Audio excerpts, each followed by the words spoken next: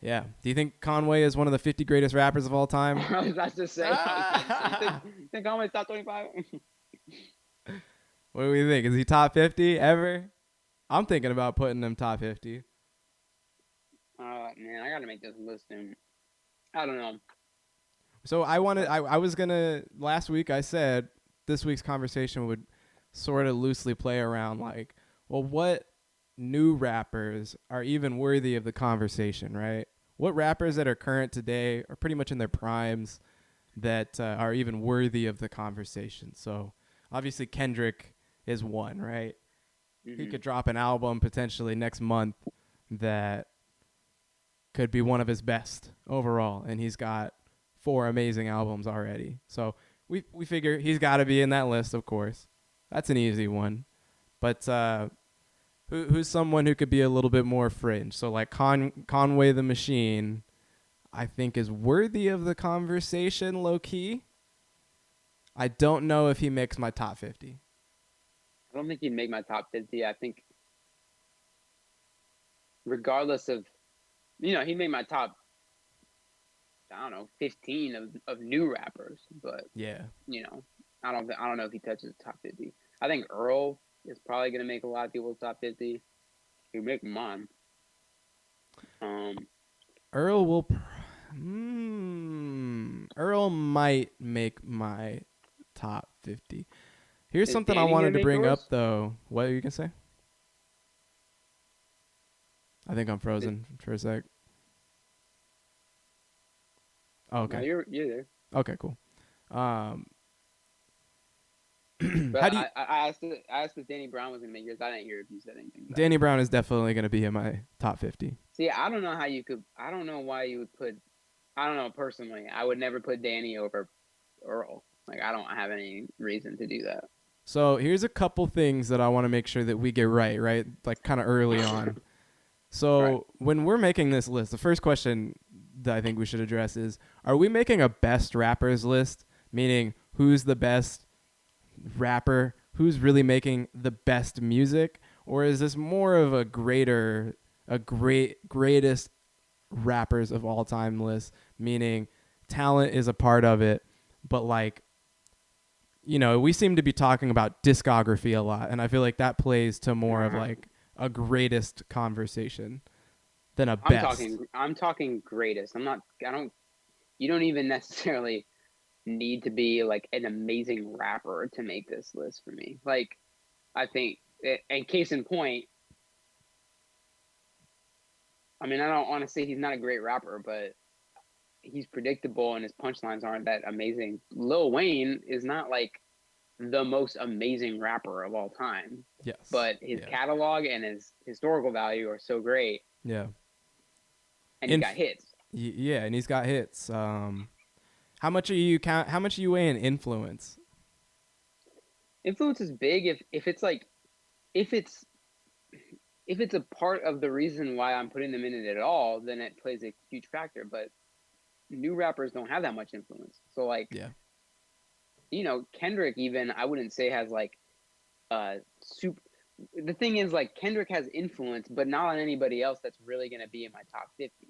His So music like, is going to be harder to mimic, right? So right, like he's influential, but I don't know. He's just kind of influenced people to make more cerebral, more cinematic, and and jazzier music. To be honest. and the influence that he has is on an even younger, newer generation than he is, and his generation is already hard for me to kind of like put in this list. So I Yeah. don't know, Yeah. like, the people who he's influencing, I don't know if I could really use that as like an example of his greatness, because they're not even in my top 50 consideration. Like, Uh, whereas a Tupac is clearly influenced on Kendrick, and that influence is very important because Kendrick is a top 10 rapper. Like, Exactly. Yeah.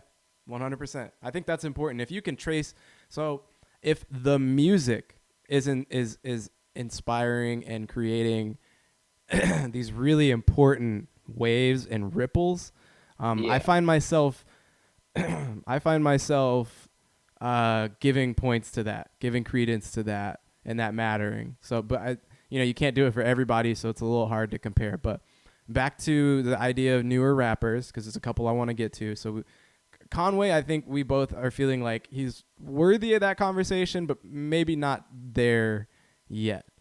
Freddie Gibbs seems like a lock for both of us. Yeah. You said he was going to be in your list. I'm going to go ahead and say now he's going to be in my list. I do think he's a top 50 rapper of all time. Don't know exactly where, but we'll figure that out. And we should circle back to this conversation of Danny versus Earl, because we've done this before. Like, you've always been more of an Earl fan.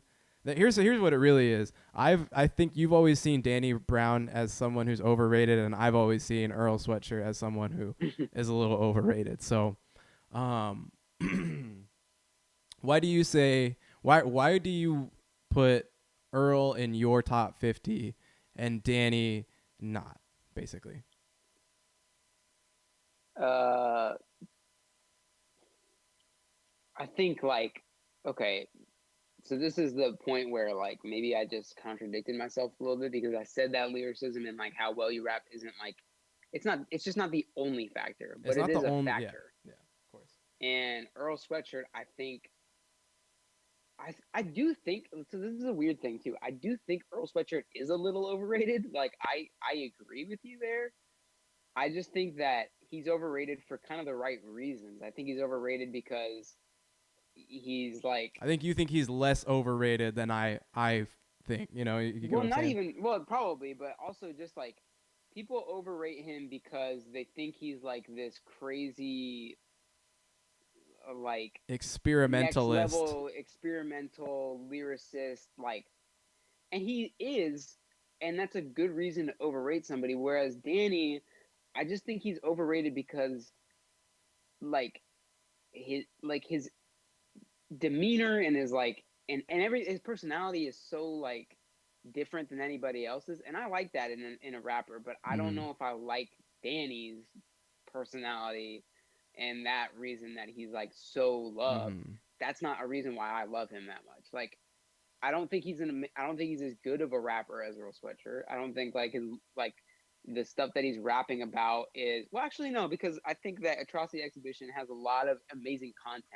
I just don't think that, like, I was about to say the album's conversation too for you is where, like, I think Earl is considerably better, right? Sorry, say that again.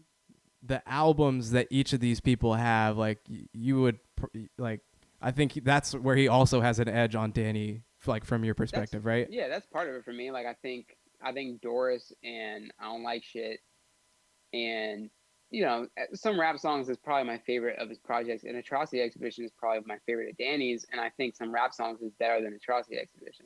Right. I think I Don't Like Shit is better than Triple X. So I guess that's probably part of it too. I just like his catalog more too. Yeah. So for me, it's completely opposite, basically. Like, okay, I like that Danny catalog. I would cross those albums in the same way you said, and I would do it in the other order in favor of Danny personally. So right, I honestly think, and then it goes a step further where it's like, okay, my third favorite album from each of them. Like, I don't even know what my third favorite Danny album is. Like, I don't. It would probably be, you know what I'm saying, right? It probably in comparison would be, to Doris. And I don't like that album that much. Yeah. Whereas my third favorite Earl album is Doris, and I really like that album. So here's the other thing about greatest rappers to me that I think is really important, and I feel like some artists are gonna kind of flirt with breaking this rule. Some may, I guess, break this rule in a way, but I am starting out trying to only put rappers on this list that I can point to 3 great albums that they have. So I do think the discography is becoming a big component of what we're working with here, at least from my perspective. But what do you think about that? Like, I would like to feel like you've had good 3, like, pretty great, or at least really close to great albums so far, because some artists have, like, a lot of great features and a lot of great songs that you tie them to that also matter and stuff like that. Like, the whole resume is worth looking at, but I do feel like we tend to lean on the albums to, you know, get to the body of this conversation. Is it, like, are you talking like projects? Like mixtapes projects, can yeah. be And included. I guess it doesn't have to be studio album, but as long as it's like a project you worked, and that also to me, it doesn't matter whether you were collabing with someone or you were like if your name is associated with a certain project and you're on it substantially, like that matters to me. So if it's Lauryn Hill, I'm gonna count. Do you have an example?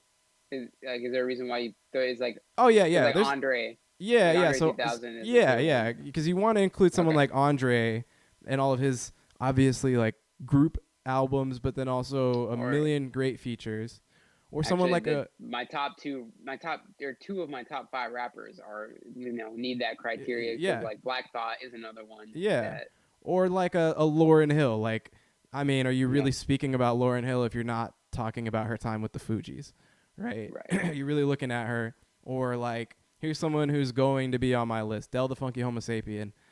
You can, I mean, he has great albums as a solo artist, but he has Deltron 3030. He has Hieroglyphics. I mean, or like Q-Tip is another one. And so, I would take from those different, like all that kind of matters to me. So, but we're talking about new rappers in terms of the albums that they have.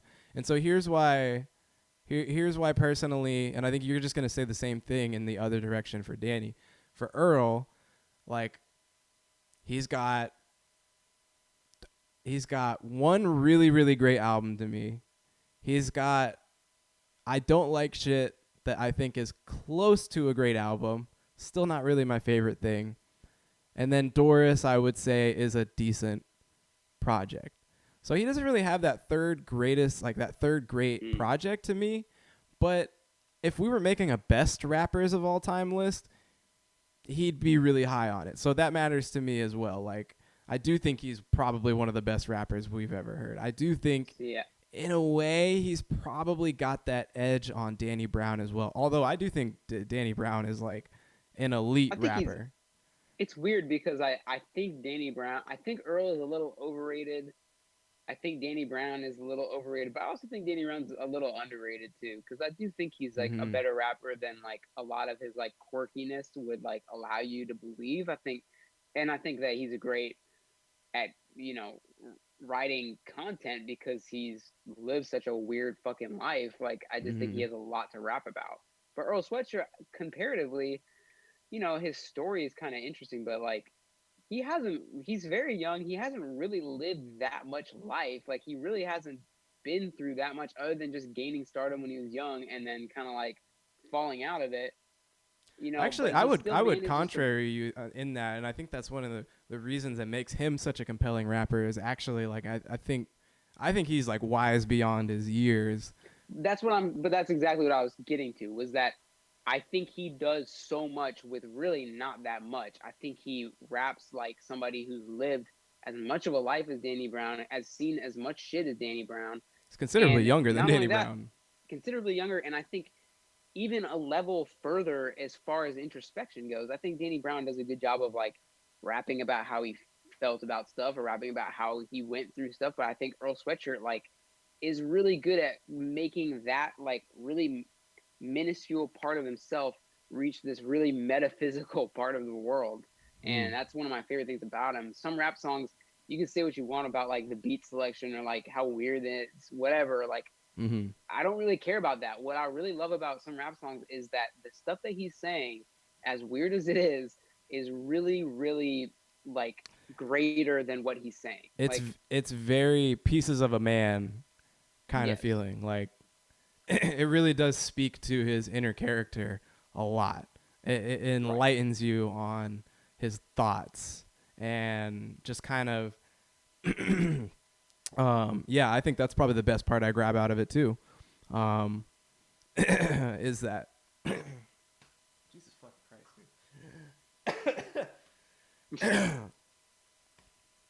But smoke out here, bro. It's killing us Portlandians, bro. What was I gonna say?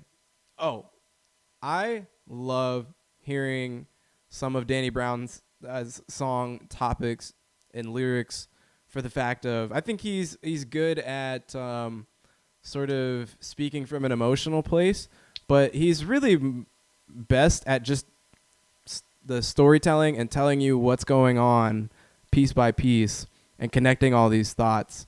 And so I would lean on a song like Scrap or Die, I mentioned earlier from the XXX album. It was literally about like looting abandoned houses for copper and, you know, just like shit you can sell at the junkyard and stuff. And he's telling you a really vivid, you know, process on how they do it and who's there and what's going on. Right. And it's all over this really only Danny Brown would rap over this type beat. So there's a lot of things like that where I think I enjoy his lyrical prowess in that way.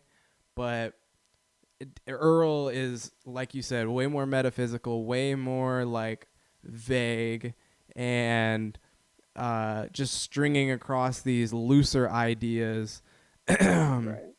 in a way that I do think, like I said, I do think he has the edge in that realm. But I think they're both artists that are worthy of the conversation. I don't want to say Earl's not worthy in the conversation, but I've always just not really been as crazy about Earl. And that's hard to say too, because I really love him as a rapper. I just have not been as crazy about Earl's projects as most other people who really like those projects have been. So